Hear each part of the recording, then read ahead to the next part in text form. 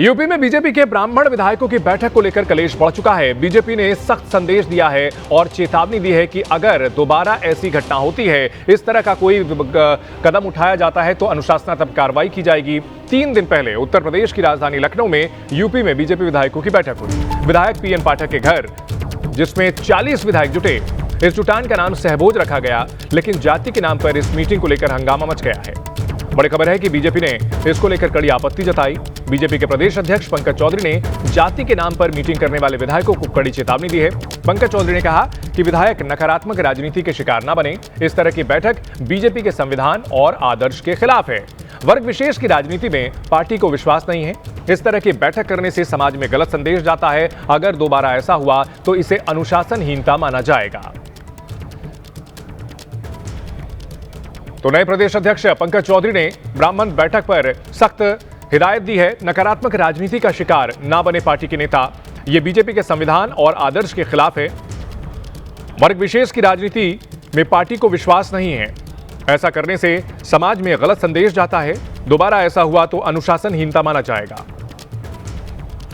इस बड़ी खबर पर हमारे सहयोगी विवेक राय हमारे साथ लखनऊ से जुड़ चुके हैं। विवेक, जो मैसेज दिया गया है वो क्या मैसेज दिया गया है प्रदेश अध्यक्ष की ओर से, और सवाल यह है कि क्या सिर्फ ब्राह्मण विधायकों को दिया गया है या ठाकुर विधायकों को भी, जिन्होंने कुछ दिनों पहले बैठक की थी?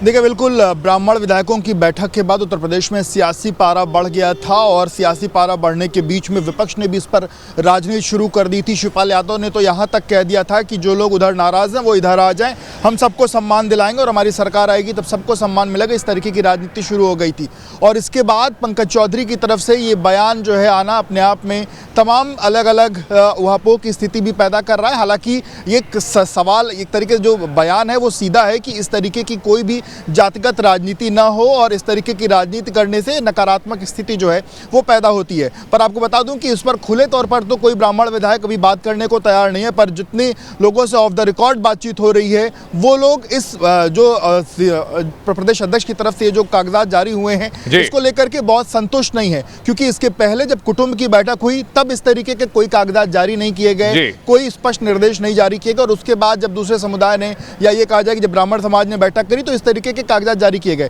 हालांकि सीधे तौर पर तो कोई बातचीत नहीं कर रहा है, पर सोशल मीडिया पर इसको लेकर के तरह तरह की जो प्रतिक्रियाएं वो निकल के सामने आ रही हैं और ये कहा जा रहा है, क्योंकि आपको बता दूं कि जब ये बैठक हुई उसके बाद जो संगठन महामंत्री हैं उनकी तरफ से 2 लोगों से बातचीत की गई, जिसमें जो इस पूरे कार्यक्रम के जो मुख्य आयोजक रहे पीएन पाठक, उनसे पूरी चीजों का स्पष्टीकरण लिया गया। उन्होंने सारी बात जो है वो संगठन महामंत्री को बताई और इसके बाद जो है रमेश मिश्रा जो कि जौनपुर से आते हैं उनसे बातचीत हुई और उन्होंने भी सारा स्पष्टीकरण जो है दे दिया था। लोगों का ये कहना है कि अगर इस बात से कोई नाराजगी थी तो 1-to-1 जब बातचीत हो रही थी उस दौरान जो भी चीजें थी वो स्पष्ट कही जा सकती थी, पर खुले तौर पर इस तरीके की बातें कहना और इस तरीके सार्वजनिक मंच पर आना, ये कहीं ना कहीं समाज को जो लोग एकजुट करने की बात कह रहे थे, विधायकों का ऐसा मानना है कि समाज में गलत संदेश जो वो गया है। हालांकि अब देखना होगा कि मुखर होकर कब कैसे कौन बोलता है, पर फिलहाल तो भाजपा की यही पॉलिटिक्स है और वो सब लोग जो है उसमें अनुशासन की बात जो है वो होती है। और बहुत शुक्रिया विवेक इस पूरी जानकारी के लिए।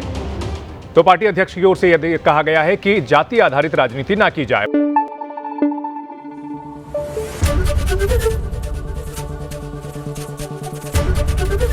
एबीपी न्यूज आपको रखे आगे।